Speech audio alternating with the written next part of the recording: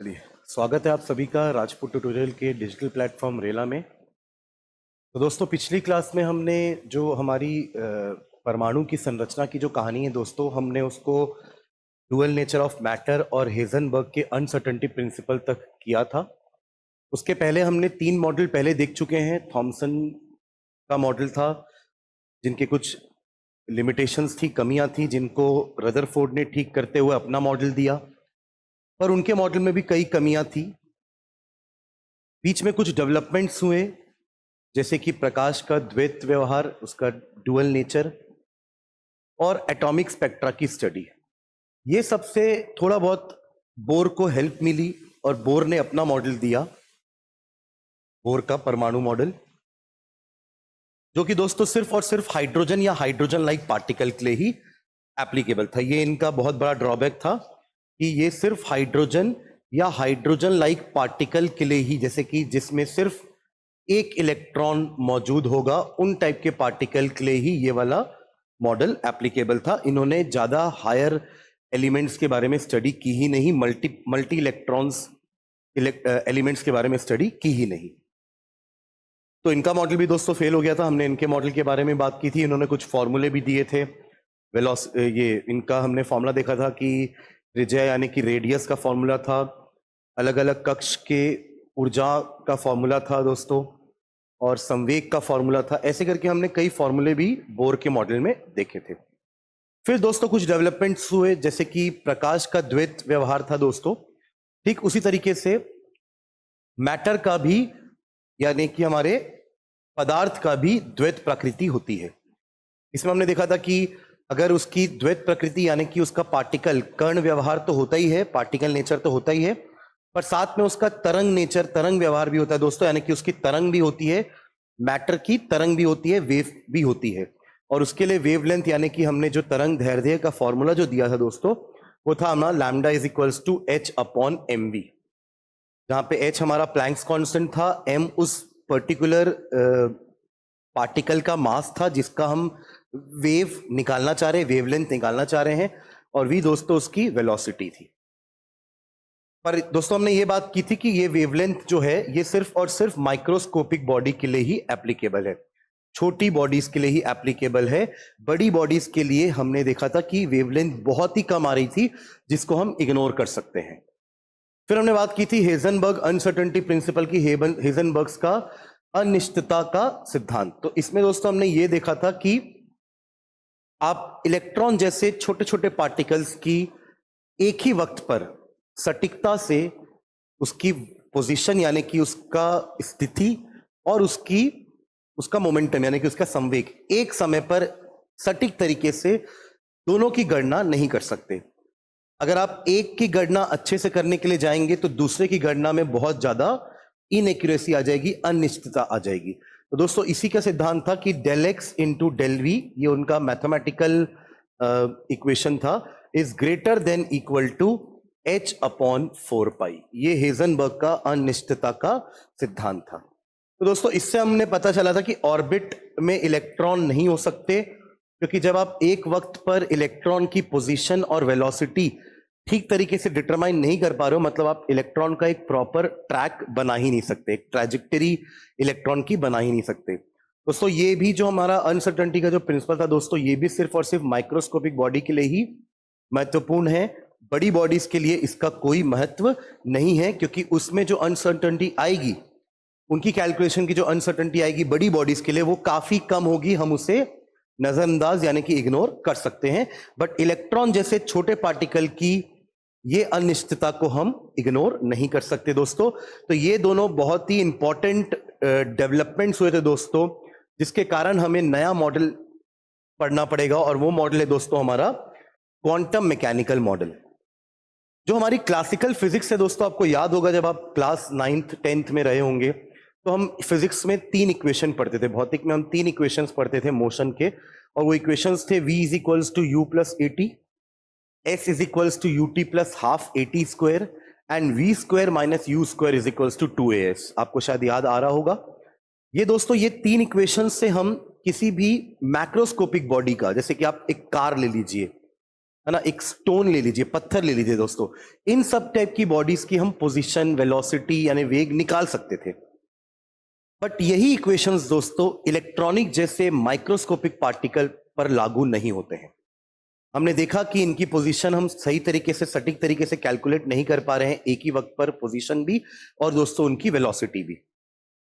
यहां से जन्म हुआ दोस्तों क्वांटम मैकेनिक्स का, एक वह ब्रांच विज्ञान की, साइंस विज्ञान की दोस्तों क्वांटम मैकेनिक्स, जो कि हमारे मैटर का वेव नेचर भी कंसिडर करती है।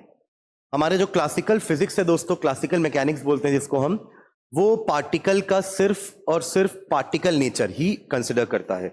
उन्होंने कभी भी वेव नेचर के बारे में बात नहीं करी। हमने कभी भी क्वेश्चन में सॉल्व नहीं किया कि कार की वेवलेंथ निकाली है या एक बॉल की वेवलेंथ निकाली है ना दोस्तों, क्योंकि वो कभी भी पार्टिकल के वेव नेचर के बारे में बात ही नहीं करते थे, मैटर के ड्यूअल नेचर के बारे में बात ही नहीं करते थे। बट क्वांटम मैकेनिक्स दोस्तों वह ब्रांच है हमारे विज्ञान की जो पदार्थ के इस द्वैत व्यवहार को ध्यान में रखती है, वही हमारी क्वांटम यांत्रिकी यानी कि क्वांटम मैकेनिक्स कहलाती है। तो दोस्तों ये एक तरह की थ्योरेटिकल साइंस है which deals with the study of motion of microscopic object. जैसे कि हमारा जो इलेक्ट्रॉन है दोस्तों, वो एक सूक्ष्म पिंड है यानी कि एक माइक्रोस्कोपिक ऑब्जेक्ट है ना, दैट हैव ऑब्जर्वेबल वेव। उसकी अपन वेव को ऑब्जर्व कर सकते हैं, we can not ignore it, हम उसे इग्नोर नहीं कर सकते। एंड पार्टिकल लाइक प्रॉपर्टीज, तो सूक्ष्म पिंडों की गतियों के अध्ययन से संबंधित हैं जिनमें तरंग और कण दोनों प्रकार के प्रेक्षणीय गुण होते हैं। ऑब्जर्वेबल प्रॉपर्टी है दोस्तों, हम इसको इग्नोर नहीं कर सकते। और दोस्तों ये दी थी दोनों ने मिलके, वॉर्नर हेजनबर्ग और एरविन स्क्रोडिंजर ने, दोनों ने मिल करके दोस्तों ये 1926 में ये मैकेनिक्स को डेवलप किया था, पार्टिकल के वेव नेचर को मद्देनजर रखते हुए। ठीक है दोस्तों, क्वांटम यांत्रिकी का विकास 1926 में वॉर्नर हेजनबर्ग, ये वही हेजनबर्ग है दोस्तों जिन्होंने अनिश्चितता का सिद्धांत दिया था, और एरविन स्क्रोडिंजर द्वारा स्वतंत्र रूप से किया गया था। दोस्तों जब ये लोग इलेक्ट्रॉन की वेव को कंसिडर कर रहे थे तो इन्होंने इलेक्ट्रॉन का एक वेव फंक्शन भी दिया दोस्तों, और वो वेव फंक्शन को हम साइन से डिनोट करते हैं। वेव फंक्शन होता है इलेक्ट्रॉन का, जब इलेक्ट्रॉन स्पेस में होगा तो वो वेव नेचर के फॉर्म में ट्रैवल कर रहा होगा, तो उसका एक वेव फंक्शन भी दिया गया था दोस्तों स्क्रोडिंजर द्वारा, जिसको स्क्रोडिंजर वेव इक्वेशन कहा जाता है। हम उसके बारे में भी बात करेंगे थोड़ी सी। तो कुछ पॉइंट्स देखते हैं दोस्तों, जैसे हमने हर मॉडल के कुछ पॉइंट्स पढ़े हैं, कुछ कमियां पढ़ी हैं दोस्तों, इन द सेम वे उसी तरीके से हम क्वांटम मैकेनिकल मॉडल के भी कुछ पॉइंट्स पढ़ते हैं। तो पहला पॉइंट दोस्तों ये है, the energy of electron in an atom is quantized, that is can have only certain specific values. ये थोड़ा सा बोर ने भी कहा था दोस्तों कि एनर्जी जो है वो एक सर्टेन वैल्यूज में ही होगी, है ना, कोई भी वैल्यू में एनर्जी नहीं होगी, यानी कि ऑर्बिट की एनर्जी फिक्स होगी, ऐसा नहीं होगी कि कभी कम ज्यादा हो रही है उसकी एनर्जी। तो परमाणुओं में इलेक्ट्रॉनों की ऊर्जा क्वांटीकृत होती है, अर्थात इसके केवल कुछ विशिष्ट मान ही हो सकते हैं, कुछ स्पेसिफिक वैल्यूज ही हो सकती है। दूसरा दोस्तों ये हमारा हेजनबर्ग का प्रिंसिपल ही है कि both the exact position and exact velocity, यानी कि परमाणुओं में इलेक्ट्रॉन की सटीक स्थिति और सटीक वेग दोनों एक साथ निर्धारित नहीं किया जा सकता। यही दोस्तों हमारा हेजनबर्ग का अनिश्चितता का सिद्धांत था। इसलिए परमाणु में इलेक्ट्रॉन का पथ, इसलिए दोस्तों हमने ऑर्बिट का कंसेप्ट खत्म कर दिया था कि इलेक्ट्रॉन का पथ कभी भी सटीक रूप से निर्धारित या ज्ञात नहीं किया जा सकता। तो फिर बोर ने कैसे कह दिया कि इलेक्ट्रॉन जो है वो ऑर्बिट में पाए जाते हैं दोस्तों, तो यहां से ऑर्बिट का कंसेप्ट खत्म हो गया था हेजनबर्ग अनसर्टेनिटी प्रिंसिपल से। N atomic orbital is the wave function. अब नया वर्ड आया दोस्तों ऑर्बिटल। आप याद करेंगे अगर ऑर्बिट में अगर फिक्स नहीं है लोकेशन इलेक्ट्रॉन की, तो हम अब अनुमान लगा सकते हैं दोस्तों, हम प्रोबेबिलिटी लगा सकते हैं, हम प्रायिकता लगा सकते हैं कि इलेक्ट्रॉन एक पर्टिकुलर जगह में कहीं पे भी हो सकता है। मतलब वो एक लौता इलेक्ट्रॉन एक पर्टिकुलर स्पेस में कहीं पे भी हो सकता है दोस्तों, और उसी स्पेस को हम ऑर्बिटल कहते हैं, हम उसे कक्षक कहते हैं। तो N atomic orbital is the wave function for an electron in an atom. एक इलेक्ट्रॉन का दोस्तों एक वेव फंक्शन होता है जिसको हम साइन से डिनोट करते हैं, जो उसकी वेव को दर्शाता है। चौथा पॉइंट है दोस्तों, N atomic orbital can not contain more than 2 electrons. एक ऑर्बिटल के अंदर, जो स्पेस की बात हम कर रहे थे, उस स्पेस के अंदर दोस्तों 2 इलेक्ट्रॉन से ज्यादा नहीं रह सकते। Are filled in various orbital. अगर कोई एक एटम है जिसके पास मल्टीपल इलेक्ट्रॉन है, तो उसके पास दोस्तों ऑर्बिटल यानी कि कक्षकों की संख्या भी ज्यादा होगी, और उन कक्षक को हम एनर्जी के बढ़ते क्रम में भरेंगे। वही यहां पे लिखा है electrons are filled in various orbitals in the order of increasing energy, यानी कि जो कम ऊर्जा वाला कक्षक है दोस्तों, पहले इलेक्ट्रॉन वहां जाएगा, उसके बाद जो ज्यादा ऊर्जा वाला कक्षक है इलेक्ट्रॉन दोस्तों अगला वहां जाएगा। इस तरीके से जैसे हमारा ऑर्बिट भी में भी इलेक्ट्रॉन जा रहा था, बोर ने बताया था कि पहले लोअर एनर्जी के ऑर्बिटल बनाएंगे, जिनकी एनर्जी जिनकी ऊर्जा कम होगी, उन कक्ष को पहला भरा जाएगा, उसके बाद फिर हायर एनर्जी के ऑर्बिट्स की फिलिंग होने वाली है। लास्ट पॉइंट है दोस्तों, the probability of finding an electron at a point within an atom is proportional to the square of the orbital wave function. मतलब आप उस ऑर्बिटल वेव फंक्शन का अगर एक स्क्वायर करते हैं दोस्तों, तो आपको एक एरिया मिल जाएगा जहां पे इलेक्ट्रॉन की होने की प्रोबेबिलिटी सबसे ज्यादा होगी। परमाणु के भीतर किसी बिंदु पर इलेक्ट्रॉन मिलने की प्रायिकता यानी कि प्रोबेबिलिटी कक्षक तरंग फलन के वर्ग के समानुपाती होती है, अर्थात इस बिंदु पर जो साइन स्क्वायर होगा दोस्तों, साइन स्क्वायर हमारा वेव फंक्शन होता है। Psi square is known as the probability density function. हम साइन को वेव फंक्शन बोल रहे हैं दोस्तों, साइन स्क्वायर इसको हम साइन बोलते हैं, SHI दोस्तों इसका नाम होता है, एक कांस्टेंट है ये। तो हम बात कर रहे हैं कि साइन अगर एक वेव फंक्शन है तो उसका स्क्वायर करने पर हमें उसका एक प्रोबेबिलिटी डेंसिटी फंक्शन मिल जाता है, एक वॉल्यूम मिल जाता है, एक एरिया मिल जाता है दोस्तों, एक स्पेस मिल जाती है, हम बोल सकते हैं, जहां पे इलेक्ट्रॉन की होने की प्रोबेबिलिटी सबसे ज्यादा होती है दोस्तों। तो from the value of sin square at different points within an atom, it is possible to predict the region। हम उस साइन स्क्वायर की वैल्यू से दोस्तों उस रीजन का प्रिडिक्शन कर सकते हैं जहां पे इलेक्ट्रॉन की होने की प्रोबेबिलिटी सबसे ज्यादा है, और दोस्तों उसी जगह को, उसी रीजन को हम ऑर्बिटल कहते हैं। एक एग्जांपल के साथ मैं आपको बताता हूं, अगर आप ध्यान देंगे तो यहां पर आपको दिख रहा होगा कि गोला बना हुआ है, अंदर आपको कुछ डॉट डॉट्स दिख रहे होंगे दोस्तों। एक्चुअली में दोस्तों ये हमारे हाइड्रोजन का ही स्ट्रक्चर है। अगर आप ध्यान से देखेंगे तो हाइड्रोजन के पास दोस्तों सिर्फ एक इलेक्ट्रॉन होते हैं, मात्र एक इलेक्ट्रॉन होता है। अब वो एक इलेक्ट्रॉन दोस्तों एक ऑर्बिटल में अलग अलग जगह पे हो सकता है। तो आप सोचिए वो एक इलेक्ट्रॉन कभी इधर है, कभी उधर है, कभी इधर है, कभी इधर है, ऐसे करते करते वो हमेशा मूव कर रहा है। उसकी exact location Heisenberg uncertainty principle के हिसाब से आप उसकी एग्जैक्ट लोकेशन कभी नहीं बता सकते दोस्तों, इसलिए हमने उसको एक सीमा के अंदर रखा है कि इस सीमा के अंदर ये हमेशा पाया जाएगा। तो वो सीमा दोस्तों हमने कैसे डिसाइड करी, वो बाउंड्री हमने कैसे डिसाइड करी है? तो हमने क्या किया, हमने एक इलेक्ट्रॉन की पोजीशन को बार बार अलग अलग जगह पर देखा, हमने अलग अलग जगह पर देखा, उसको हमने नोट किया। पर जब सब आपने सारी लोकेशंस को एक साथ दोस्तों जोड़ा, सुपर इंपोज किया एक के साथ, तो पूरे इलेक्ट्रॉन्स जो है वो इतने एरिया में ही कहीं ना कहीं पाए जा रहे थे। कभी भी इलेक्ट्रॉन, वो जो एक लौता इलेक्ट्रॉन है हाइड्रोजन का, वो कभी भी इस बाउंड्री के बाहर नहीं गया। तो दोस्तों यही बाउंड्री दोस्तों उसकी स्पेस ऑर्बिटल कहलाती है, जो कि दोस्तों एक स्फेरिकल हुई, ये जो ऑर्बिटल आपको दिख रही है ये स्फेरिकल शेप की होती है, एक गोल आकार की होती है दोस्तों। वही दोस्तों ये हमारे जो एक और ऑर्बिटल बना हुआ है, ये एक ऑर्बिटल है, दूसरा ऑर्बिटल ये बना हुआ है, हम इसके नाम के बारे में आगे पढ़ने वाले हैं। पर अभी सिर्फ मैं आपको एक ऑर्बिटल, वो रीजन समझाने के लिए कि हम प्रोबेबिलिटी डेंसिटी फंक्शन के स्क्वायर से जो रीजन बना पा रहे हैं, वो रीजन को ही दोस्तों हम ऑर्बिटल बोलते हैं। यहां पे भी ऐसे ही इलेक्ट्रॉन के वेव फंक्शन का स्क्वायर करके अलग अलग बिंदु जब बनाए गए दोस्तों, तो वो बिंदु को जब मिलाया गया तो वो कुछ इस टाइप का शेप बना दोस्तों। ये हमारे जो जिम करते हैं वो लोग जो डंबल उठाते हैं, ये वो डंबल का शेप बना है। तो दोस्तों ये डंबल हमारे जो स्पेस में है वो किसी भी एक्सिस में हो सकता है, वो एक्स एक्सिस में हो सकता है, वो वाई एक्सिस में हो सकता है, वो जेड एक्सिस में हो सकता है। इससे दोस्तों 3 आपको दिख रहे होंगे, पर इतने ही रीजन में इलेक्ट्रॉन पाए जाएंगे, इसके बाहर आपको उस ऑर्बिटल का इलेक्ट्रॉन नहीं मिलने वाला दोस्तों। तो यही है हमारे ऑर्बिटल की डेफिनेशन, कक्षक की डेफिनेशन, कि कक्षक वो जगह है स्पेस में जहां पे इलेक्ट्रॉन की होने की प्रायिकता यानी कि प्रोबेबिलिटी सबसे ज्यादा है, उसके बाहर उस इलेक्ट्रॉन की होने की प्रोबेबिलिटी 0 है दोस्तों। तो यही हमारा दोस्तों ऑर्बिटल का मतलब होता है, यही हमारा क्वांटम मैकेनिकल मॉडल का अर्थ है। ठीक है दोस्तों, तो ये पॉइंट्स हम याद रखेंगे क्वांटम मैकेनिकल मॉडल के। एक आपको मैं इक्वेशन ही बताता हूं जो स्क्रॉडिंजर ने वेव इक्वेशन दिया था दोस्तों। उन्होंने क्योंकि एक्स वाई जेड तीनों एक्सिस, क्योंकि स्पेस की बात कर रहे थे वो, तो उन्होंने वेव फंक्शन को ही दोस्तों हर एक्सिस के अकॉर्डिंगली ऐसे डबल डिफरेंशिएट किया था। कुछ इस टाइप का उनका इक्वेशन है। हालांकि ये इस इक्वेशन को अपन ज्यादा गौर नहीं फरमाएंगे, क्योंकि हमें हमारे एग्जाम पॉइंट ऑफ व्यू से ये इक्वेशन उतना खास नहीं है, उतना इंपॉर्टेंट नहीं है, बट हाँ अगर आपको जनरल नॉलेज के लिए अगर याद रखना हो तो हम इस इक्वेशन को पढ़ सकते हैं दोस्तों।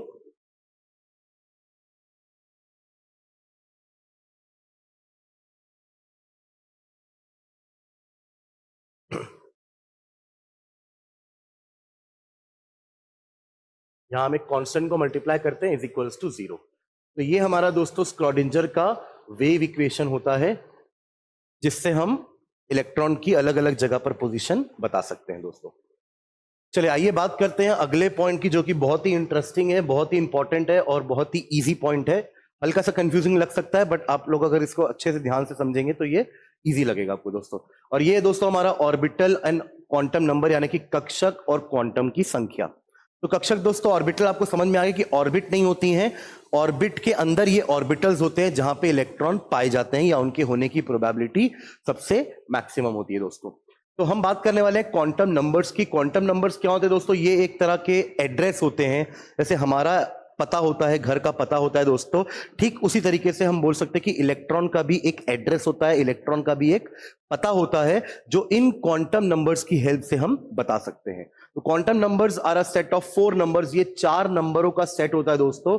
It is a set of, quantum number एक सेट है जो जो इलेक्ट्रॉन की स्थिति और ऊर्जा का वर्णन करती है। पर ये 4 नंबर का सेट होता है दोस्तों, 4 नंबर्स का सेट होता है to describe the position energy of an electron in an atom. एक परमाणु के अंदर दोस्तों इलेक्ट्रॉन की स्थिति बता देगा आपको, उसकी एनर्जी बता देगा ये numbers. These numbers provide a unique address. Unique address दोस्तों, जैसे हम सभी का पता जो होता है वो यूनिक होता है। भले हो सकता है 2 लोग सेम गली में रह रहे होंगे, सेम मोहल्ले में रह रहे होंगे, पर दोस्तों उनका हाउस नंबर यानी कि घर का जो उनका क्रमांक होता है, नंबर होता है दोस्तों, वो अलग अलग होता है। तो ठीक उसी तरीके से हर इलेक्ट्रॉन का ये जो 4 नंबर का जो सेट है दोस्तों, ये अलग अलग होता है। कभी भी दो इलेक्ट्रॉन को दोस्तों ये जो 4 नंबर का सेट है ये सेम नहीं हो सकता।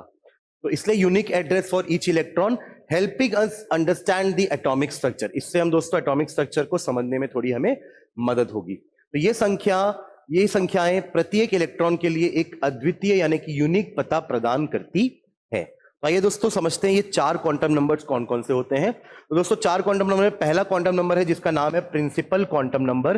प्रिंसिपल क्वांटम नंबर यानी कि मुख्य क्वांटम नंबर, जिसको दोस्तों हम n से डिनोट करते हैं। हमारा पहला जो क्वांटम नंबर है दोस्तों, उसको हम n से डिनोट करते हैं। और ये n दोस्तों हमें बताता है कि हमारा जो इलेक्ट्रॉन है वो किस कक्ष में मौजूद है, यानी कि किस शेल में है वो, उसका एनर्जी लेवल क्या है, उसका ऑर्बिट कौन सा है। Indicates the main energy level और shell of the electron. Shell को ही दोस्तों हम ऑर्बिट भी बोलते हैं, शेल और ऑर्बिट दोनों एक ही चीज होती हैं। तो ये n दोस्तों हमारा वो बोर का जो हमने पढ़ा था KLMN, जहां पे n का वैल्यू 1 था k के लिए, n का वैल्यू 2 था l के लिए, n का वैल्यू 3 था m के लिए। तो दोस्तों ये n वही n है। तो ये हमें बताएगा कि हमारा इलेक्ट्रॉन किस ऑर्बिट में, किस कक्ष में प्रेजेंट है।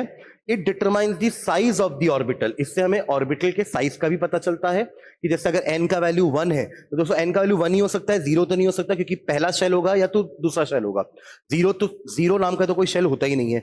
n इज इक्वल्स टू 1 से हम बात करते थे, तो n का वैल्यू 1 से चालू होता है दोस्तों, 1 2 3। जैसे जैसे आप आगे बढ़ रहे हैं तो ये शेल का साइज बड़ा होते जा रहा है। तो अगर इलेक्ट्रॉन 3rd नंबर के शेल में है तो हम साइज पता कर सकते हैं कि इसका जो साइज है दोस्तों वो 1 और 2 से क्या होता है, बड़ा होता है। तो एग्जांपल के लिए n इज इक्वल्स टू 1 मतलब k shell, n is equals to 2 मतलब l शेल, और n इज इक्वल्स टू 3 का मतलब दोस्तों होता है m शेल, KLMN ऐसा चलता है दोस्तों।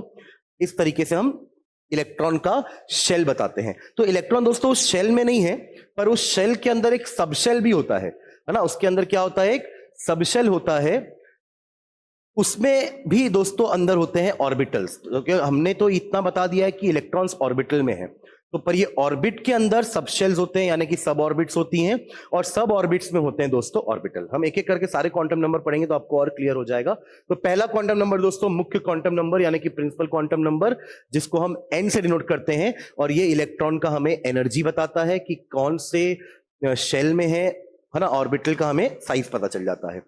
दूसरा दोस्तों आते हैं एजीमुथल क्वांटम नंबर में, जिसको अपन L से डिनोट करते हैं। इसका एक नाम और है दोस्तों, इसको अपन एंगुलर मोमेंटम क्वांटम नंबर भी बोलते हैं। इसको हम डिनोट करते हैं L से। It defines the shape of the orbital. अभी जो दोस्तों मैंने आपको पीछे शेप दिखाए थे, उसमें एक शेप तो दोस्तों गोल था, स्फीयर था। दूसरा दोस्तों मैंने आपको डंबल का एग्जांपल दिया, डंबल का शेप का है ये। तो ये दोस्तों P नाम का ऑर्बिटल होता है और ये हमारा S नाम का ऑर्बिटल होता है। तो ये हमें उसका शेप बताता है। मतलब आप ये समझिए कि हमें एक तरह से सबशेल बता रहा है, इसको हम सबशेल बोल सकते हैं या इसको हम कह सकते हैं सब ऑर्बिट बता रहा है। आजीविक क्वांटम संख्या L ये हमारे ऑर्बिटल के आकार को परिभाषित करती है।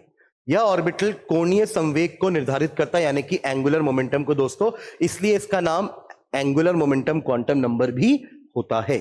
तो दोस्तों L का वैल्यू हम निकालेंगे कैसे? N का वैल्यू तो चलो अगर वो फर्स्ट शेल में है, K में है, तो N का वैल्यू 1 हो जाएगा। अगर वो सेकेंड शेल में है तो N का वैल्यू 2 हो जाएगा। अगर वो थर्ड शेल में है तो N का वैल्यू 3 हो जाएगा। ये तो हमें समझ में आ जाएगा। पर दोस्तों L का वैल्यू कैसे निकालते हैं, सब शेल का वैल्यू कैसे निकालते हैं? तो दोस्तों L का मतलब जो L का जो वैल्यू होता है तो वो दोस्तों 0 से लेकर के n-1 तक होता है। 0 से लेकर के n-1, 0 से लेके n-1 का दोस्तों अर्थ क्या है कि इसकी वैल्यू जो है वो 0 से चालू होगी और जाएगी ये n-1 तक। मतलब हमारे शेल के क्रमांक से एक अगर मैं घटा दूं वहां तक ये नंबर जाएगा। जैसे अगर मैं बात करूं कि अगर मैं n = 1 की बात कर रहा हूं, पहले शेल की बात कर रहा हूं, पहले कक्ष की बात कर रहा हूं दोस्तों, तो उसमें L का वैल्यू सिर्फ और सिर्फ 0 हो सकता है, क्योंकि 0 से लेकर के n-1, 1 तो 0 हो जाता है। तो 0 से 0 में L का वैल्यू सिर्फ 0 होगा। पर वही जब मैं बात करूंगा n = 2 की दोस्तों, तो वहां पे हमारी L की वैल्यू 0 भी हो सकती है और L की वैल्यू दोस्तों हमारी 1 भी हो सकती है। और जब मैं n = 3 की बात करूंगा दोस्तों, तो L की वैल्यू 0 भी हो सकती है, 1 भी हो सकती है और 2 भी हो सकती है। मतलब एक्चुअली ये हमें ये बता रहा है कि इस पर्टिकुलर शेल में, पहले शेल में एक ही सब शेल होते हैं, दूसरे शेल में दोस्तों 2 सब शेल होते हैं 0 और 1 नंबर के, तीसरे शेल में, तीसरे ऑर्बिट में दोस्तों 3 सब ऑर्बिट्स होते हैं 0, 1 और 2 नाम के। तो यही दोस्तों इस नंबर से हम इनका नाम भी डिसाइड करते हैं कि 0 का मतलब दोस्तों होता है S, 1 का मतलब होता है P, ठीक उसी तरीके से 2 का मतलब होता है दोस्तों D और 3 का मतलब दोस्तों होता है F। अगर L का वैल्यू 0 है दोस्तों तो उसका मतलब ये है कि वो S सब शेल में है। अगर L का वैल्यू 1 है तो वो P सब शेल में है। फिर दोस्तों इन P सब शेल के अंदर P नाम के ऑर्बिटल्स होंगे, ठीक है। फिर 2 का मतलब वो D सब शेल में है और L का वैल्यू 3 मतलब वो F सब शेल में मौजूद है। तो ये हमारा दूसरा क्वांटम नंबर हुआ दोस्तों। तो अगर मैं दोनों को कंबाइन करूं दोस्तों, तो पहले शेल के S सब शेल को दोस्तों हम 1S नाम देते हैं। दूसरे में दोनों होते हैं, 0 भी होता है 1 भी होता है, तो उसका नाम देते हैं अपन 2S एंड 2P। तो दोस्तों ये दो नंबर हमें बताते हैं कि N का वैल्यू क्या है और L का वैल्यू क्या है। N और L का वैल्यू दोस्तों ये हमें दर्शाते हैं। ये जो हमारा रिप्रेजेंटेशन आप यहां पे देख पा रहे हैं दोस्तों, इससे हमें N और L का वैल्यू पता चलता है। N पहला नंबर जो लिखा हुआ है वो N के लिए है दोस्तों, और जो दूसरा नंबर, जो दूसरा लेटर लिखा हुआ है दोस्तों, वो L के लिए है। तो यहां पे N का वैल्यू हो जाएगा दोस्तों 1 और S है तो L का वैल्यू दोस्तों हो जाएगा 0। ठीक उसी तरीके से दोस्तों यहाँ पे N का वैल्यू हो जाएगा 2 और L का वैल्यू रहेगा 0। ठीक इसी तरीके से यहाँ पे N का वैल्यू होगा 2 और L का वैल्यू हो जाएगा 1, क्योंकि P के लिए दोस्तों हमारा L का वैल्यू 1 होता है, D के लिए L का वैल्यू 2 होता है, F के लिए L का वैल्यू 3 होता है, G H के लिए 4 और 5 होता है दोस्तों। तो इस तरीके से हम कक्षकों की संख्या बता सकते हैं दोस्तों।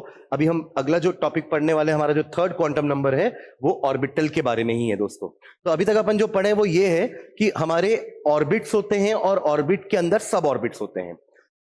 ऑर्बिट अगर पहला है तो उसके पास एक ही सब ऑर्बिट होगा, दूसरे ऑर्बिट के पास 2 सब ऑर्बिट होते हैं, तीसरे के पास दोस्तों 3 होते हैं और चौथे के पास दोस्तों 4 होते हैं, 4s 4p 4d और नीचे 4f भी है, जिसके लिए n का वैल्यू 4 और l का वैल्यू 3 होता है दोस्तों। तो 4f नाम का हमारा सबशेल भी होता है दोस्तों।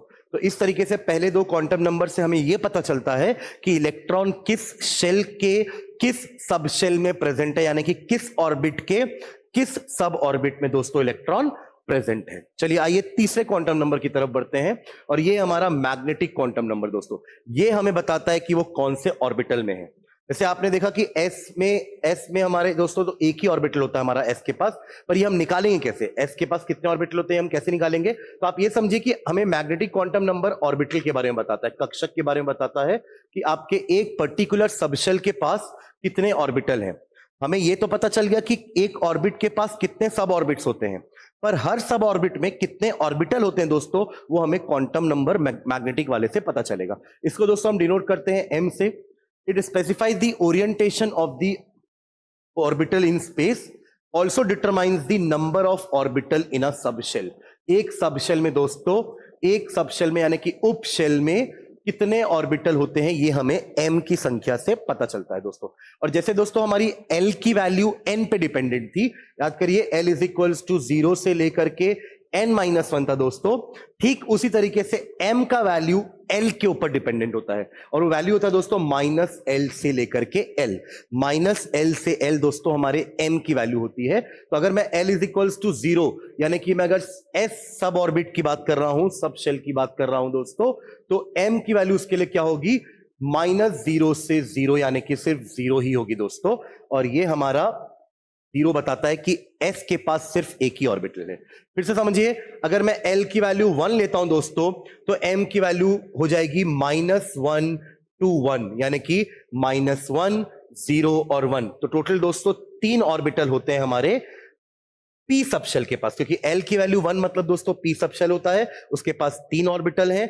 वही दोस्तों अगर मैं l इज इक्वल्स टू 2 यानी कि मैं अगर d की बात कर रहा हूं, मैं d की बात कर रहा हूं, तो m की वैल्यू दोस्तों -2 से +2 यानी कि -2 -1 0 1 एंड 2, 5 ऑर्बिटल दोस्तों होते हैं d के पास। तो इस तरीके से हमें m की वैल्यू से पता चल जाता है कि m की कितनी वैल्यूज आ रही हैं, उतने ही ऑर्बिटल्स होते हैं दोस्तों हमारे एक कक्ष के अंदर, एक सब ऑर्बिट, एक सब शेल के अंदर। तो इससे दोस्तों हम ये डिसाइड कर सकते हैं कि हमारा इलेक्ट्रॉन किस ऑर्बिट के, किस सब ऑर्बिट के, किस ऑर्बिटल में मौजूद है दोस्तों। तो ये हमारा तीसरा क्वांटम नंबर हुआ, जिसको हम कह रहे हैं मैग्नेटिक क्वांटम नंबर। फोर्थ और लास्ट हमारा क्वांटम नंबर होता है दोस्तों स्पिन क्वांटम नंबर। ये हमें बताता है, एक्चुअली हमें दोस्तों ये तो पता है कि इलेक्ट्रॉन जो है वो नाभिक यानी कि न्यूक्लियस के चारों तरफ परिक्रमा लगाता है दोस्तों, है ना, उसके चारों तरफ परिक्रमा लगाता है, बट साथ ही साथ दोस्तों वो अपने एक्सिस में रोटेट भी होता है। जस्ट लाइक जैसे हमारी जो पृथ्वी है वो सूर्य के अक्रॉस, सूर्य के तरफ दोस्तों चारों तरफ एक रेवोल्यूशन तो करता ही है, बट वो अपने एक्सिस में रोटेट भी होता है, जिससे दिन और रात होते हैं दोस्तों। ठीक उसी तरीके से हमारा जो इलेक्ट्रॉन है दोस्तों, वो भी हमारे नाभिक के यानी कि न्यूक्लियस के अराउंड रिवॉल्व भी करता है और खुद अपने एक्सिस में रोटेट भी करता है। और इस रोटेशन के लिए दोस्तों हमारे पास स्पिन क्वांटम नंबर होता है, जिसकी वैल्यू +½ और -½ हो सकती है। स्पिन क्वांटम संख्या s इलेक्ट्रॉन के स्पिन को दर्शाती कि इलेक्ट्रॉन अपने जगह पर रहकर कैसे स्पिन कर रहा है। यह आंतरिक कोणीय संवेग को निर्धारित करती है, यानी कि इंट्रिंसिक एंगुलर मोमेंटम को। देखिए, एक अगर वो न्यूक्लियस के अराउंड में घूम रहा है तो वो एक एंगुलर मोमेंटम अलग हुआ, और वो खुद अपने एक्सिस में भी घूम रहा है दोस्तों, तो उसको कह रहे हैं इंट्रिंसिक एंगुलर मोमेंटम। और इसकी वजह दोस्तों वैल्यू होती है ½ and -½ +½ and -½ क्योंकि इलेक्ट्रॉन हो सकता है क्लॉकवाइज रोटेट कर रहा हो। क्लॉकवाइज रोटेट करने का मतलब दोस्तों जैसे घड़ी चलती है वैसे चल रहा हो, या फिर एंटी क्लॉकवाइज चल रहा हो इलेक्ट्रॉन। तो अगर इलेक्ट्रॉन एक क्लॉकवाइज चल रहा है दोस्तों, तो उस ऑर्बिटल में मौजूद दूसरा इलेक्ट्रॉन एंटी क्लॉकवाइज चलेगा। याद करिए, क्वांटम मैकेनिकल मॉडल के एक पॉइंट में हमने पढ़ा था कि एक ऑर्बिटल के अंदर, एक कक्षक के अंदर दोस्तों 2 इलेक्ट्रॉन से ज्यादा नहीं रह सकते, और ये दोनों इलेक्ट्रॉन दोस्तों ऑपोजिट स्पिन में रहते हैं। एक क्लॉकवाइज घूमेगा तो दूसरा एंटी क्लॉकवाइज घूमेगा। तो एक के लिए अपन +½ स्पिन क्वांटम नंबर देंगे और दूसरे के लिए दोस्तों हम देंगे -½ का स्पिन क्वांटम नंबर। तो ये दोस्तों हमारे चारों क्वांटम नंबर हो गए। एक बार इसको समराइज करते हैं चारों को दोस्तों। तो अगर मैं बात कर रहा हूं के शेल की n = 1 के लिए, अगर मैं बोलूं के शेल होता है, उसका नाम के शेल है दोस्तों, तो उसके पास सिर्फ और सिर्फ एक ही सब ऑर्बिट होती है दोस्तों, एक ही सब शेल होता है, क्योंकि 0 to n-1 दोस्तों l की वैल्यू होती है 0 to n-1। उस हिसाब से n की वैल्यू 1 के लिए l की वैल्यू सिर्फ 0 ही हो सकती है, और 0 का मतलब दोस्तों होता है s नाम का सबशेल। और अगर s सबशेल की बात कर रहा हूं दोस्तों मैं, तो m की वैल्यू जो है वो -L to L डिपेंड करती है, तो इसके लिए सिर्फ 0 होगी, यानी कि आपके s के पास सिर्फ और सिर्फ 1 ऑर्बिटल, एक कक्षक मौजूद है, जिसमें मैक्सिमम 2 इलेक्ट्रॉन ही रह सकते हैं विथ ऑपोजिट स्पिन। एक का स्पिन +½ हो जाएगा दोस्तों, और दूसरे का स्पिन -½ हो जाएगा। तो ये हमारे सारे क्वांटम नंबर लिखे हुए हैं उस एक कक्षक के 2 इलेक्ट्रॉन के लिए। अब बात करते हैं n इज इक्वल्स टू 2 के लिए दोस्तों। n इज इक्वल्स टू 2 मतलब मैं बात कर रहा हूं L सबशेल की, सॉरी L शेल की। अब इसके अंदर सबशेल्स होंगे दोस्तों, तो L की वैल्यू 0 हो सकती है और या 1 हो सकती है। मैं इसी फॉर्मूले से निकाल रहा हूं, 0 या 1 हो सकती है। 0 का मतलब S और 1 का मतलब दोस्तों होता है P। इस टेबल में आपको समझ में आएगा कि 0 का मतलब S होता है, 1 का मतलब P होता है। ये L की वैल्यू से हम उपकोश यानी कि उप शेल का सिंबल समझ रहे हैं, SPDFGH। तो L की वैल्यू 0 और 1 पे L, S और P हो जाएगा दोस्तों। और अगर मैं सबके लिए M की वैल्यू निकालूं, तो अगर मैं M की वैल्यू 0 के हिसाब से निकालूंगा तो वो सिर्फ 0 आएगी L के लिए। और दोस्तों अगर मैं 1 के लिए निकालूंगा तो ये आएगी -1, 0 एंड 1, क्योंकि L की 2 वैल्यू है। तो L की वैल्यू 0 के हिसाब से M की वैल्यू सिर्फ 0 आएगी दोस्तों, और L की वैल्यू 1 के हिसाब से M की वैल्यू 3 आएगी, -1, 0 एंड 1। यानी कि P सब शेल के पास दोस्तों 3 ऑर्बिटल्स होते हैं जिनके नाम है -1, जिनके नंबर्स हैं -1, 0 और 1। ठीक है दोस्तों, तो ये हमारे ये होगा। अब इसके अंदर हमारा एक ही सबशेल है तो 2 इलेक्ट्रॉन रहेंगे, वही +½ और -½ वाले। और दोस्तों इनके पास 3 ऑर्बिटल हैं और हर ऑर्बिटल में 2-2 इलेक्ट्रॉन रहेंगे। तो दोस्तों 2 + 2 + 2 कुल 6 इलेक्ट्रॉन यहां पर, 2 इलेक्ट्रॉन यहां पर दोस्तों। तो सेकेंड ऑर्बिट में हो गए हमारे 8 इलेक्ट्रॉन। यही दोस्तों हमारे बोर ने भी कहा था। ठीक है दोस्तों, आगे बात करते हैं n = 3 की। n = 3 मतलब मैं बात कर रहा हूं KLM, M शेल की, जिसके लिए L की 3 वैल्यू हो सकती है दोस्तों। 0 हो सकती है, 1 हो सकती है और 2 हो सकती है, 0 से लेके n-1। 0 का मतलब S सबशेल, 1 का मतलब P सबशेल और 2 का मतलब D सबशेल। S के लिए दोस्तों M का वैल्यू होता है सिर्फ 0, P के लिए दोस्तों M का वैल्यू होता है -1, 0 एंड 1। D के लिए दोस्तों M का वैल्यू होता है -2 से लेकर के +2, यानी कि -2, -1, 0, 1 एंड 2। यानी कि इसके पास 1 ऑर्बिटल, इसके पास 3 ऑर्बिटल और इसके पास दोस्तों 5 ऑर्बिटल। कुल थर्ड शेल के पास 9 ऑर्बिटल होते हैं दोस्तों। और 9 ऑर्बिटल के हिसाब से हर ऑर्बिटल में अगर मैं 2 इलेक्ट्रॉन को बैठाऊं तो 18 इलेक्ट्रॉन हमारे थर्ड शेल में हो सकते हैं दोस्तों। यहां पे हमारे टोटल 6 और 3, यहां पे 3 ऑर्बिटल थे दोस्तों और यहां पे 1 ऑर्बिटल था। 3 हमारे P का और 1 हमारा S का, तो टोटल 4 ऑर्बिटल थे दोस्तों। यहां पे 9 ऑर्बिटल हैं और पहले वाले में सिर्फ 1 ही ऑर्बिटल है दोस्तों। एक और बात करते हैं n = 4 की। अब आप लोग मेरे साथ दीजिएगा, इसमें KLM, n होगा दोस्तों इसका नाम। यहां तक अगर आप लोग को समझ में आ रहा है तो मुझे संकेत देंगे कि अगर यहां तक हमें चीजें समझ में आ रही हैं तो हम फिर आगे बढ़ेंगे। मैं n = 4 के लिए भी यही चीजें लिखने वाला हूं दोस्तों, कि उसमें कितने इलेक्ट्रॉन्स होंगे, कितने ऑर्बिटल हैं उसके अंदर। यहां तक कोई डाउट अगर किसी को?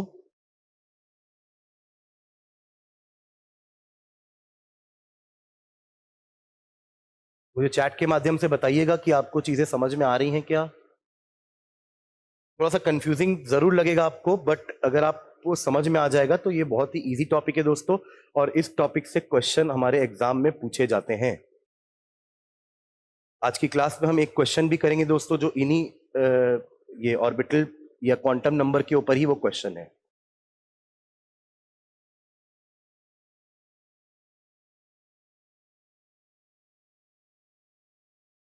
अगर आप लोग को समझ में आ रहा होगा तो हम आगे बढ़ते हैं। n = 4 के लिए देखते हैं।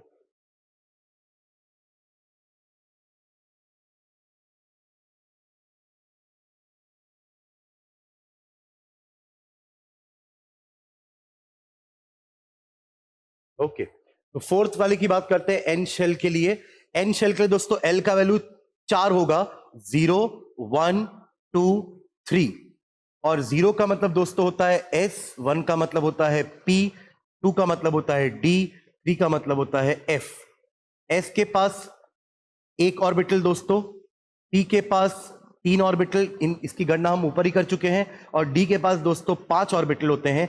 F की बात करें अगर मैं, तो F के लिए दोस्तों M का वैल्यू होगा -3 से लेकर के +3, यानी कि टोटल 7 वैल्यूज होंगी दोस्तों। इसके पास 7 ऑर्बिटल होते हैं, 7 ऑर्बिटल होते हैं। कुल मिलाकर दोस्तों ऑर्बिटल की संख्या कितनी हो गई?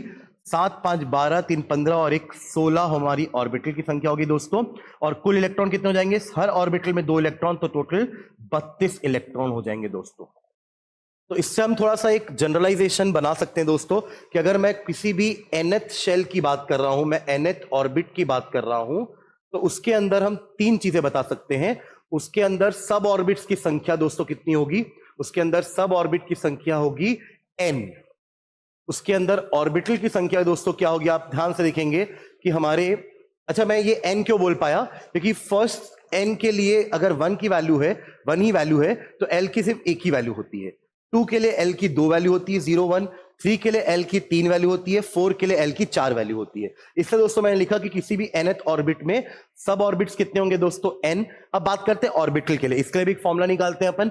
ऑर्बिटल देखिए दोस्तों, यहां पर फर्स्ट ऑर्बिट के पास एक ही ऑर्बिटल है, ओनली वन, सिर्फ एक ही ऑर्बिटल है दोस्तों। n इज इक्वल्स टू 2 के लिए दोस्तों नंबर ऑफ ऑर्बिटल कितने हो जाएंगे? ध्यान देंगे, s के पास एक था, p के पास 3, तो टोटल 4 ऑर्बिटल दोस्तों इसके पास है, 4 ऑर्बिटल।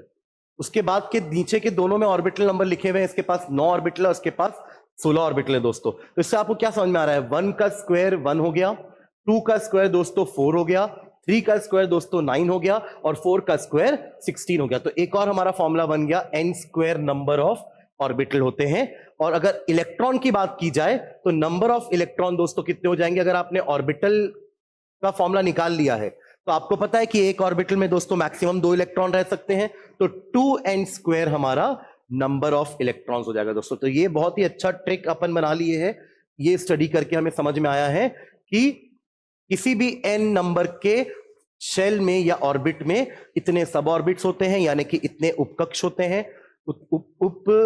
शेल बोल लीजिए, उतने कक्षक होते हैं और उनके अंदर मौजूद इलेक्ट्रॉन। एक एग्जांपल ले लेते हैं, अगर मैं फोर्थ ऑर्बिट की बात करूं, अगर मैं फोर्थ ऑर्बिट की बात करूं, फोर्थ शेल की बात करूं दोस्तों, तो उसमें नंबर ऑफ सब शेल्स हो जाएंगे 4, नंबर ऑफ सब शेल्स हो जाएंगे दोस्तों 4, नंबर ऑफ सब शेल्स हो जाएंगे 4, नंबर ऑफ ऑर्बिटल दोस्तों हो जाएंगे, इसका स्क्वायर करेंगे अपन तो वो हो जाएगा 16, और नंबर ऑफ इलेक्ट्रॉन्स हो जाएंगे दोस्तों 32। तो ऐसे हम किसी भी ऑर्बिट के नंबर ऑफ सब orbits, number of orbital and number of electrons बता सकते हैं।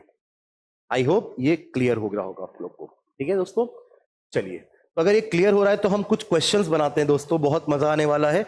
हम क्वांटम नंबर के बेसिस में कुछ क्वेश्चंस बनाने वाले हैं। तो पहला क्वेश्चन है दोस्तों, what is the total number of orbitals associated with the principal quantum number n is equals to 3। अगर किसी का प्रिंसिपल क्वांटम नंबर यानी कि मुख्य क्वांटम संख्या 3 है दोस्तों, तो उनमें कितने ऑर्बिटल प्रेजेंट होंगे? Number of orbital. अभी दोस्तों हमने इलेक्ट्रॉन्स, ये हमने फॉर्मूला निकाला n के लिए, तो दोस्तों यहाँ पे n का वैल्यू 3 है, तो उसके पास ऑर्बिटल की संख्या कितनी होगी दोस्तों? 3 का स्क्वायर यानी कि 9। अगर आपको याद नहीं आ रहा है कि n है कि n स्क्वायर है कि 2n स्क्वायर, आप कंफ्यूज हो गए दोस्तों, तो दिक्कत नहीं है, आप सीधा कंसेप्ट से चलिए कि अगर n का वैल्यू 3 है तो l का वैल्यू होता है 0 से लेके n-1, यानी कि l का वैल्यू हो जाएगा इसके लिए 0 1 एंड 2। और दोस्तों 0 का मतलब s था, 1 का मतलब p था, 2 का मतलब d था। s के पास एक ऑर्बिटल, p के पास 3 ऑर्बिटल होते हैं दोस्तों, और d के पास होते हैं 5 ऑर्बिटल, कुल मिलाकर के 9 ऑर्बिटल, जो हमने पहले ही ट्रिक से निकाल लिया दोस्तों। तो आपको ये सब करने की जरूरत नहीं है, अगर आपको वो ट्रिक याद है कि nth शेल में नंबर ऑफ सब ऑर्बिट्स होंगी n, नंबर ऑफ ऑर्बिटल्स होंगे n का स्क्वायर, और हर ऑर्बिटल में 2 इलेक्ट्रॉन होते हैं, तो 2n square number of electron हो जाएंगे दोस्तों। तो आप तुरंत ये वाला क्वेश्चन सॉल्व करके आगे पढ़ सकते थे। चलिए नेक्स्ट देखते हैं क्वेश्चन। और यूजिंग SPDF नोटेशन, हमारे जो चारों सबशेल्स होते हैं SPDF, इनके नोटेशंस को यूज करना है हमें। Describe the orbital with the following quantum numbers. अगर किसी के क्वांटम नंबर ये हैं तो आपको उसको SPDF नोटेशन से उस ऑर्बिट का या उस सब ऑर्बिट का आपको नाम बताना या ऑर्बिटल का नाम बताना दोस्तों। तो अगर 2 है n की वैल्यू और l है दोस्तों 1 की वैल्यू, तो 2 तो 2 ही रहेगा। l इज इक्वल्स टू 1 का मतलब दोस्तों होता है p, क्योंकि l इज इक्वल्स टू 0 का मतलब होता है s, l is equals to 1 का मतलब p, l is equals to 2 का मतलब दोस्तों d, और l इज इक्वल्स टू 3 का मतलब होता है f। तो यहां पर दोस्तों हम बात कर रहे हैं 2p की। कोशिश करेंगे ये वाला बताने की, ये वाला बताने की और ये वाला बताने की। आप लोगों से आंसर चाहिए मुझे कि सेकंड, थर्ड और फोर्थ का आंसर क्या होगा। ट्राई करिए प्लीज, अगर आपको समझ में आया है तो आप इनका भी इस तरीके का नोटेशन बना सकते हैं कि हम सेकंड वाले के लिए क्या बोलेंगे, जहां पे n की वैल्यू 4 है और l की वैल्यू 0 है। तो इसका क्या मतलब हुआ कि कौन से ऑर्बिटल में हमारा इलेक्ट्रॉन मौजूद है। कोई जवाब देना चाहेगा तो जवाब दीजिए।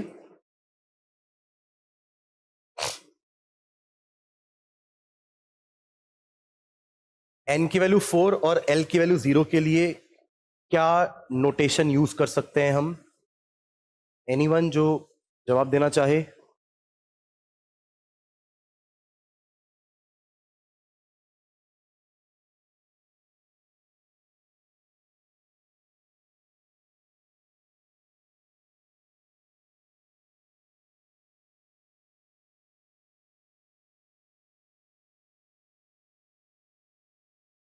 एक जवाब आया है SFD। अच्छा, तीनों का एक साथ बता दिया आपने। ओके, ठीक है।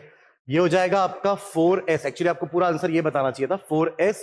फिर ये आपका हो जाएगा 5F और ये हो जाएगा आपका 3D। ठीक है, SFND सही है जवाब।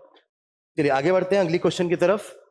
The total number of orbital associated with third shell will be. दोस्तों फिर से आप हमारा यही क्वेश्चन वापस आया, थोड़ा सा अलग से घूम के आया है क्वेश्चन ये कि थर्ड शेल में कितने नंबर ऑफ ऑर्बिटल होंगे। आप बिना कुछ किए सीधा 3 का स्क्वायर कर दीजिए दोस्तों, हमारा आंसर हो जाएगा 9। ऑर्बिटल की संख्या पूछा है दोस्तों, अगर इसने सब ऑर्बिट की संख्या पूछी होती तो हमारा आंसर 3 होता। क्योंकि ऑर्बिटल की संख्या पूछी है तो हमारा आंसर हो जाएगा n का स्क्वायर। तो एक आंसर होता है दोस्तों हमारा n, जो हमें सब ऑर्बिटल बताता है, n स्क्वायर हमें ऑर्बिटल बताता है, एंड 2n स्क्वायर हमें इलेक्ट्रॉन्स की संख्या बताता है उस पर्टिकुलर शेल के अंदर। ठीक है दोस्तों, चलिए अगला क्वेश्चन देखते हैं। ट्राई करेंगे सभी क्वेश्चन को।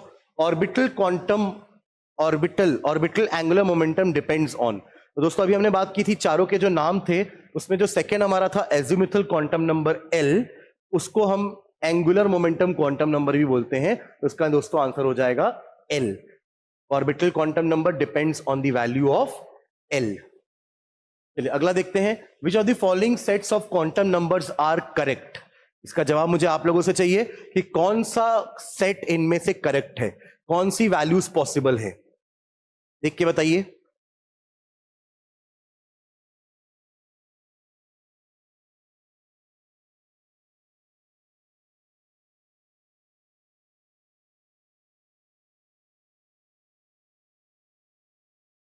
पहले वाले के लिए n की वैल्यू 1 दी है, l की वैल्यू 1 है और m की वैल्यू +2 है। दूसरे में हमारा n का वैल्यू 2, l का वैल्यू 1 और m का वैल्यू +1 है। इनमें से कौन सा करेक्ट है आपको ये बताना है, यानी कि 3 हो सकता है इनकरेक्ट होंगे, तो एक करेक्ट कौन सा पॉसिबल है नंबर ये बताना है, सेट, कि हमारी ये 3 नंबर का सेट कौन सा सही हो सकता है। जैसे अगर पहला देखेंगे दोस्तों, पहला अगर आप इसको अप्रोच कैसे करेंगे समझिएगा। n इज इक्वल्स टू 1 के लिए l की वैल्यू 1 कभी हो ही नहीं सकती, क्योंकि n इज इक्वल्स टू 1 के लिए l की मैक्सिमम वैल्यू 0 ही होती है। तो ये तो हमारा इनकरेक्ट है। ठीक ऐसे ही आपको बाकी भी प्रेडिक्ट करना है कि कौन सा सही है। यहां आपको सही वाला बताना दोस्तों, तो पहला तो मैंने आपको बता दिया कि पहला वाला इनकरेक्ट है कि n की वैल्यू 1 के लिए l की वैल्यू 1 हो ही नहीं सकती, क्योंकि n की वैल्यू 1 के लिए l की सिर्फ 0 ही होती है, क्योंकि 1 के पास बस s होता है, 1 का p तो होता ही नहीं है। कौन सा करेक्ट लग रहा है आपको इसमें से?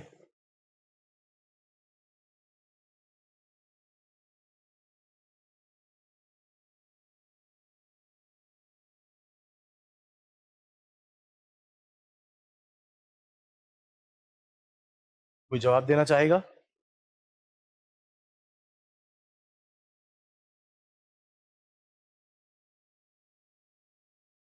ये हम दोस्तों बोल रहे हैं 2 का p, तो 2 का p में +1, ये तो सही है। यहां हम बोल रहे हैं 3 का d और -2, ये भी सही है।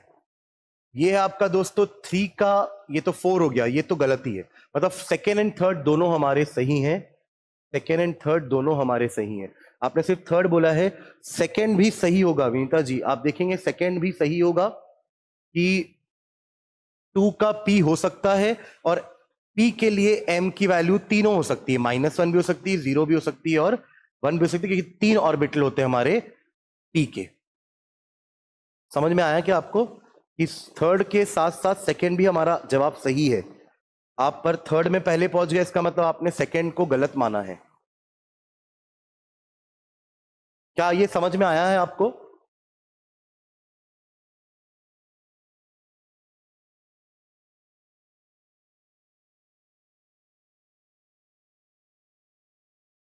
एक्चुअली कुछ क्वेश्चंस इसमें मल्टीपल चॉइस है, यानी कि एक से ज्यादा आंसर भी सही हो सकते हैं इस वाले क्वेश्चन में।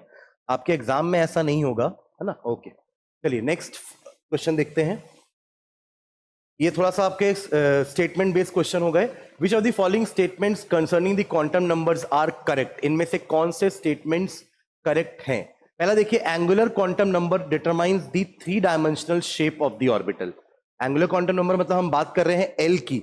दोस्तों एल से क्या हमें 3 dimensional shape of the orbital पता चलता है? एक्चुअली एल से पता चलता है एस, पी, डी और एफ सबशेल के बारे में। तो ये हो सकता है शायद सही हो। एक बार हम सेकंड पॉइंट पढ़ते हैं फिर से। The principal quantum number determines the orientation and energy of the orbital. Orientation determine नहीं करता दोस्तों, ओरिएंटेशन के लिए हमारे पास m होता है। Magnetic quantum number determines the size of the orbital. ये साइज नहीं बताता दोस्तों, ये हमारा ओरिएंटेशन बताता है। ये भी गलत है, ये भी गलत है। और चौथा देखते हैं, spin quantum number of an electron determines the orientation of the spin of electron related to chosen axis. ये करेक्ट है दोस्तों, और पहला भी करेक्ट है। ये हमें डिटरमाइन करता है 3 डायमेंशनल शेप। क्योंकि एल का वैल्यू देखकर ही आप बता दोगे कि अगर एल का वैल्यू 0 है तो वो एस है, उसका शेप स्फीयर होता है। एल का वैल्यू 1 है, वो पी होता है, उसका जो शेप होता है वो डंबल होता है। अभी हम पढ़ने वाले दोस्तों, हमारा जो अगला टॉपिक है वो इन्हीं के शेप है, उनके आकार के बारे में पढ़ने वाले हैं हम नेक्स्ट। तो हमारा फर्स्ट एंड फोर्थ ऑप्शन इसका करेक्ट हो जाएगा। चलिए नेक्स्ट बात करते हैं, एक और क्वेश्चन देखते हैं। An electron is in one of the 3D orbital. Electron जो है वो 3D के किसी एक ऑर्बिटल में है। Give the possible values of n, l and m for this electron. तो इस इलेक्ट्रॉन की आपको n, l और m की सारी पॉसिबल वैल्यूज बतानी है। अगर वो दोस्तों 3 के d में है तो आप याद करेंगे कि 3 के पास तो s भी होता है, यानी कि l इज इक्वल्स टू 0। 3 के पास p भी होता है, यानी कि l इज इक्वल्स टू 1। और 3 के पास d भी होता है, यानी कि l इज इक्वल्स टू 2।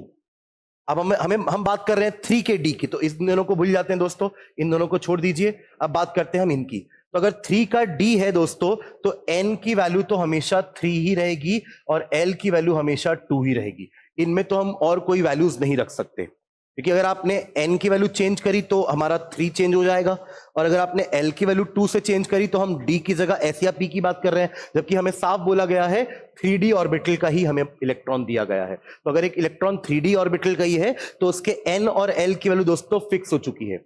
अगर आप यूं समझिए कि वो उसी मोहल्ले में है तो मोहल्ला फिक्स हो गया दोस्तों, और स्ट्रीट नंबर भी फिक्स हो गया है, यानी कि इसके अंदर ही वो कहीं पे भी हो सकता है। अब बात करते हैं m की वैल्यूज की। तो दोस्तों हमें पता है कि d के पास 5 ऑर्बिटल्स होते हैं, जिनमें m की वैल्यू -2 से लेकर के -1 तक रेंज करती है।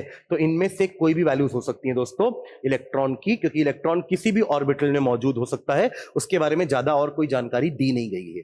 तो इसलिए ये सारी पॉसिबल वैल्यूज है, यानी कि n is equals to 3, l is equals to 2 के साथ m की वैल्यू -2 हो सकती है, 3 और 2 के साथ m की वैल्यू -1 हो सकती है, 3 और 2 के साथ m की वैल्यू 0 हो सकती है, 3 और 2 के साथ m की वैल्यू 1 हो सकती है, 3 और 2 के साथ m की वैल्यू 2 हो सकती है। दोस्तों ये 5 सेट हो सकता है इलेक्ट्रॉन का क्वांटम। अब आपको शायद समझ में आ रहा हो कि वो जो 5 ऑर्बिटल की हम बात कर रहे थे उनका एड्रेस यही होता है, और सब देखेंगे हर एड्रेस अलग है, भले इसके 2 नंबर सेम है बट तीसरा अलग है।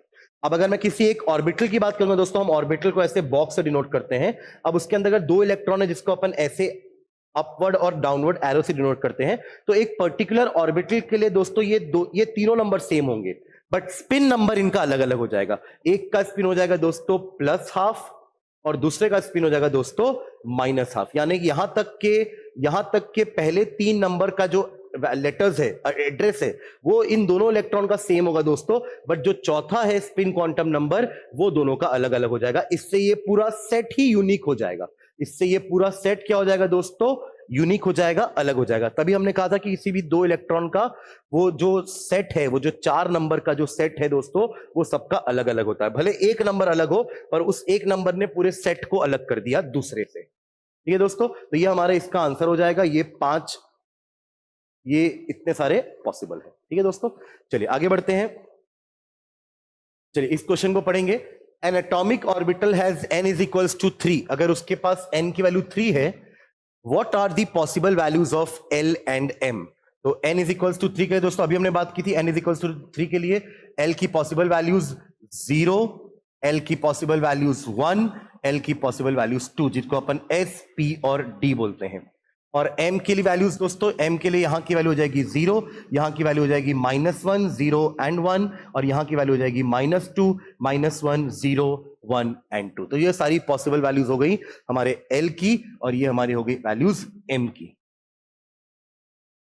चलिए अगला क्वेश्चन पढ़ते हैं दोस्तों, इसी का ही एक सब पार्ट और है। List the quantum numbers m and l of electrons for 3d orbital. तो दोस्तों m और l की वैल्यू पूछ रहा है, तो 3d ऑर्बिटल के लिए l की वैल्यू दोस्तों होती है 2, 0 s के लिए, 1 p के लिए और 2 d के लिए।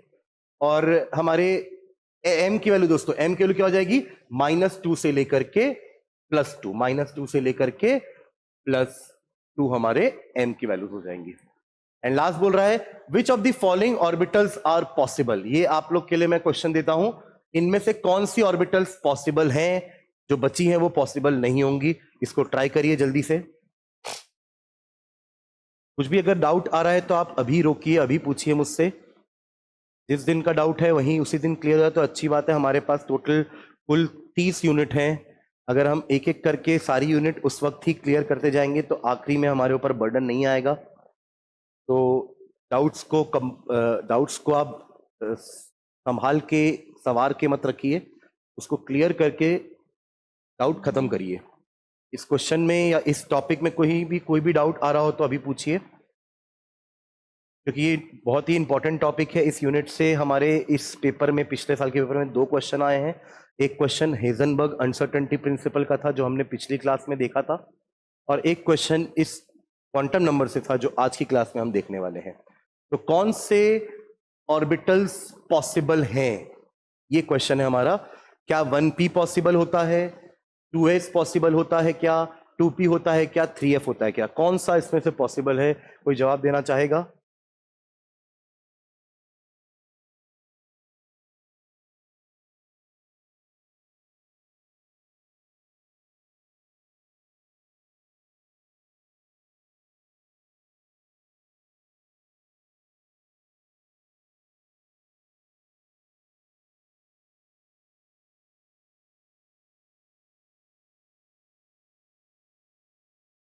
एनीवन जो आंसर देना चाह रहा है, अदरवाइज फिर मैं आगे बढ़ूंगा।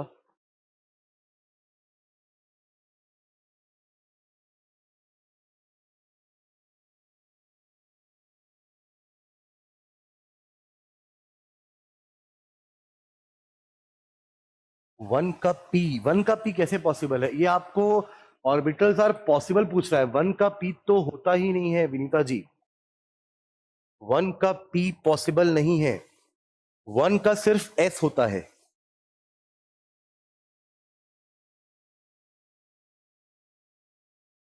इसमें जो पॉसिबल वाले हैं वो है 2s एंड 2p बस। 3 का f भी नहीं होता है, 3 के पास सिर्फ 3 ही होते हैं, यहां सामने लिखा भी है 3s, 3p, 3d। 2 का होता है n इज इक्वल्स टू 2 का होता है 2s एंड 2p, और n इज इक्वल्स टू 1 का बस एक ही होता है 1s। That's it. Number of orbit जो है वो, हाँ 3f भी पॉसिबल नहीं। आप जो पॉसिबल नहीं है वो बता रहे हैं क्या? पर क्वेश्चन में पूछा है कि which of the following orbitals are possible, तो ये आपने जो बताया वो दोनों ही इम्पॉसिबल वाले हैं। 2s 2p are possible. Clear है? आगे बढ़े।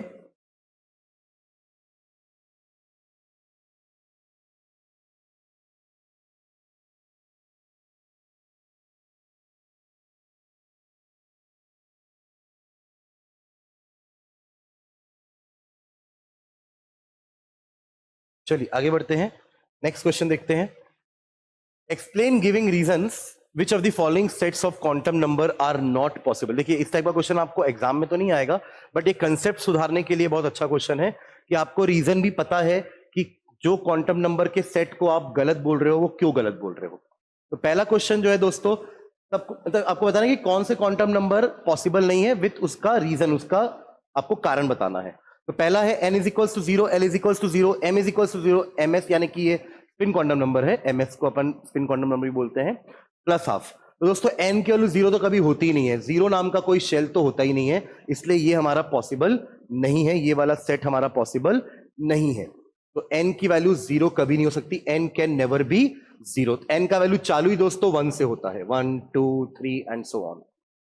एन की वैल्यू 1 के लिए एल की वैल्यू 0, ये सही है 1s, और उसके लिए एम का वैल्यू 0 ms, ये करेक्ट है, ये सही है, ये पॉसिबल है कि एन की वैल्यू 1 के लिए एल का वैल्यू 0 ही होता है। 1s की बात कर रहे हैं हम, जिसमें दोस्तों एम की सिर्फ वैल्यू 0 होती है क्योंकि s के पास एक ही ऑर्बिटल होता है और उसके अंदर इस इलेक्ट्रॉन की बात हो रही है, यानी कि एंटी क्लॉकवाइज वाले की बात हो रही है, तो ये करेक्ट है, ये वाला सही है।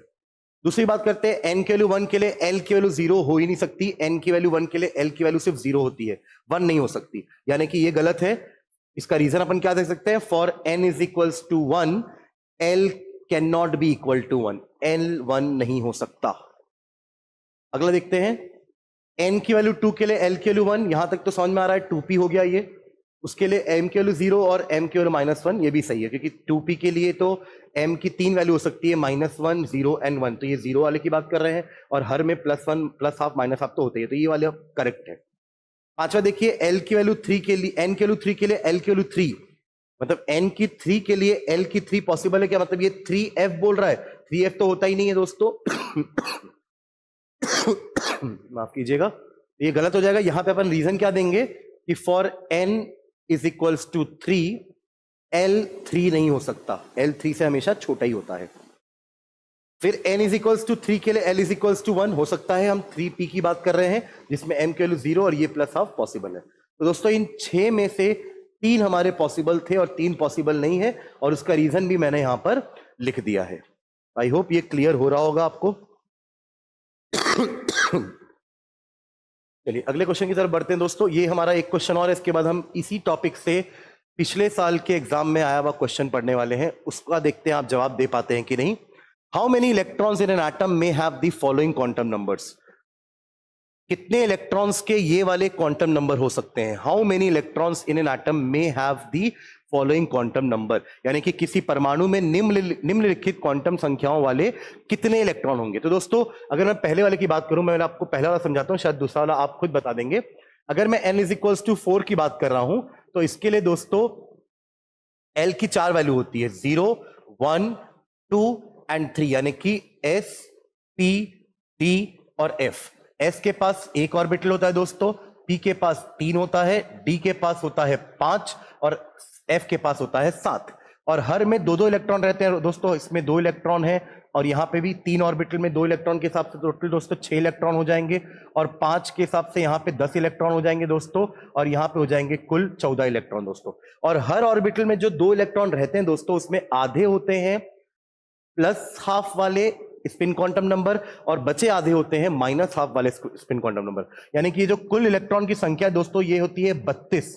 32 में से 16 का जो स्पिन क्वांटम नंबर की वैल्यू होगी दोस्तों वो हो जाएगा +½ और जो बचे हुए 16 हैं दोस्तों उसके लिए स्पिन क्वांटम नंबर की वैल्यू हो जाएगी -½ आपसे पूछ रहा है 4 में n की वैल्यू 4 के लिए कितने इलेक्ट्रॉन्स की के m की वैल्यू या ms की वैल्यू +½ होगी दोस्तों, तो वो आंसर हो जाएगा हमारा 16।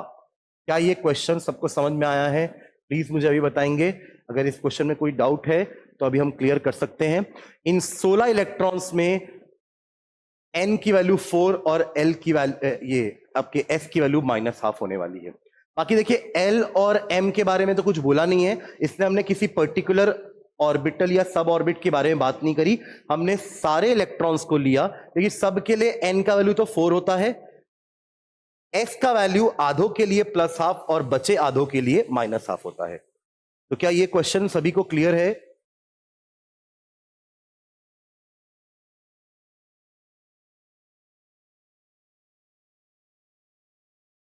अगर क्लियर है तो मुझे चैट के माध्यम से बताएं ताकि हम अगले और आखिरी क्वेश्चन की तरफ बढ़ेंगे जो कि हमारे पिछले साल का पूछा हुआ क्वेश्चन है इसी टॉपिक से।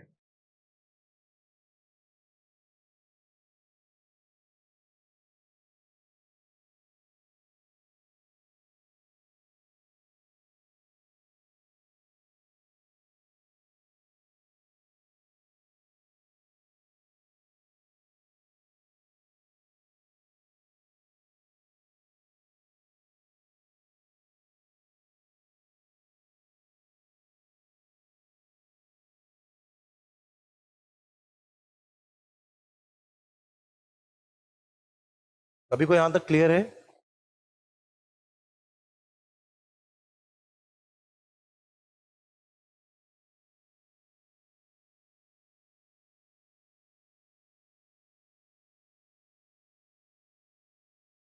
चलिए ठीक है, आखिरी क्वेश्चन की तरफ बढ़ते हैं जो कि हमारा पिछले साल के पीएससी में क्वेश्चन आया हुआ है, इसको ध्यान से देखते हैं। इनमें से कौन से जो कथन है वो सही है, करेक्ट है? Consider the following statements, correct statements are ABCD, 4 statement दिए हुए हैं, चारों में से कोई 3 करेक्ट है दोस्तों। चौथा जो ऑप्शन है वो छुप सा गया है, अभी हम देख लेते हैं उसको भी। पहला जो स्टेटमेंट है दोस्तों वो क्या है? Total number of orbital in a shell with principal quantum number n is n²। दोस्तों ये तो करेक्ट स्टेटमेंट है, आपको याद होगा हमने अभी जो वैल्यूज निकाली थी n के लिए, हमने 3 फॉर्मूले लिखे थे। एक n का अगर n शेल की बात करें तो उसके पास n² नंबर में ऑर्बिटल होंगे, n नंबर में सब ऑर्बिट्स होंगे और 2n² नंबर्स में उसके पास दोस्तों इलेक्ट्रॉन होंगे। तो ये तो पहला ऑप्शन आपका करेक्ट है, ए वाला। आइए बात करते हैं दूसरे की। Total number of subshell in the NH shell nth level is n। ये भी दोस्तों करेक्ट है, अभी हमने बात की कि n के पास n नंबर हो ही सबशेल्स होंगे, तो ये बी वाला भी ऑप्शन दोस्तों हमारा करेक्ट है। ए और बी दोनों ही सही है। ए और बी दोस्तों जहां पे आ रहे हैं हम वो ऑप्शंस देख सकते हैं। चौथा ऑप्शन भी एक बार देख लेते हैं। चौथा ऑप्शन हमारा क्या है? ए बी एंड डी है चौथा ऑप्शन हमारा, और दूसरा ऑप्शन दोस्तों हमारा ए बी एंड सी है। मतलब ए और डी तो नहीं हो सकते, ए और सी तो नहीं हो सकते, या तो ए बी सी होगा या तो ए बी डी होगा। चलिए तीसरा देखते हैं। The maximum number of electrons in a subshell, ये सब शेल के बारे में पूछ लिया दोस्तों आपसे। आपने जो फॉर्मूला निकाला है वो शेल के लिए है, तो 2n² वो शेल के लिए फॉर्मूला है। सब शेल के लिए शायद ये हो सकता है, हम करके देख सकते हैं। आप इस फॉर्मूले के हिसाब से अगर मैं l की वैल्यू 0 रखता हूं दोस्तों, अगर मैं l की वैल्यू 0 रखता हूं तो ये आंसर आ जाएगा 2, जो कि सही है कि s ऑर्बिटल में 2 इलेक्ट्रॉन रहते हैं। चलो एक और हम ट्राई करते हैं कि एक और सबशेल की बात करते हैं। अगर मैं p सबशेल की बात करूं तो l की वैल्यू दोस्तों उसके लिए होती है 1। अब यहां पे 1 पुट करेंगे तो 4 × 1 इज 4, 4 + 2 दोस्तों हो जाएगा 6, तो ये 6 ये भी सही है। एक और ट्राई कर लेते हैं d के लिए। d के लिए दोस्तों l का वैल्यू होता है 2, तो 4 × 2 = 8 + 2 दोस्तों 10 होते हैं, ये भी सही है, यानी कि ये सी भी सही लिखा हुआ है। हमने भले ये फॉर्मूला नहीं देखा होगा, बट अगर आपको याद है कि S में 2 इलेक्ट्रॉन होते हैं, P में 6, 8, D में 10 और F में 14, तो आप इसमें L की अलग अलग वैल्यूज रख के आप जस्टिफाई कर सकते हैं कि हमारा आंसर सही आ रहा है। क्योंकि यहाँ पे इलेक्ट्रॉन सब शेल में पूछ लिया दोस्तों, शेल में पूछा होता तो हम 2n² बोल सकते थे, तो हमारा C भी सही है दोस्तों, यानी कि हमारा ऑप्शन हो जाएगा बी, ए बी एंड सी। चौथा में m = l + 2 लिखा है, ऐसा कुछ रिलेशन नहीं होता दोस्तों। हमारे m की वैल्यू जो l पे डिपेंड करती है वो -l से लेकर के l तक डिपेंड करती है, तो ये तो गलत ऑप्शन है। तो हमारा दोस्तों A B C correct option हो जाएगा। दोस्तों ये टॉपिक बहुत ही इंपॉर्टेंट था, इस टॉपिक से हमारे पीएससी में क्वेश्चन पूछे ही जाते हैं, 100% क्वेश्चन इससे पूछे जाते हैं। हमने देखा है भी है, इस चैप्टर के 2 क्वेश्चन पूछे गए हैं। एक था हेजनबर्ग अनसर्टेनिटी का प्रिंसिपल, यानी कि हेजनबर्ग का अनिश्चितता का सिद्धांत, उससे क्वेश्चन आया था। हमने पिछली क्लास में दोस्तों वो क्वेश्चन भी किया था, और आज हमने जो टॉपिक पढ़ा है क्वांटम नंबर का, उससे भी हमारे क्वेश्चन पिछले बार आए हुए हैं दोस्तों। तो इस तरीके से हमने आज का जो टॉपिक पढ़ा है दोस्तों वो ऑर्बिटल एंड क्वांटम नंबर है। ये बहुत ही इंपॉर्टेंट टॉपिक है दोस्तों, इसको अच्छे से करिएगा। अगर इस क्लास में कोई और डाउट होगा तो आप मुझे नेक्स्ट क्लास में भी पूछ सकते हैं। अगली क्लास में दोस्तों हम ये पूरा चैप्टर ही वाइंड अप करने वाले हैं, जो 3-4 टॉपिक आपको दिख रहे हैं, हम नेक्स्ट क्लास में इनको खत्म करके ये यूनिट को खत्म करेंगे, और एक क्लास और लेकर के इसके कुछ और क्वेश्चंस हम सॉल्व करेंगे दोस्तों। चलिए तब तक के लिए धन्यवाद, स्वस्थ रहिए, मस्त रहिए, थैंक यू।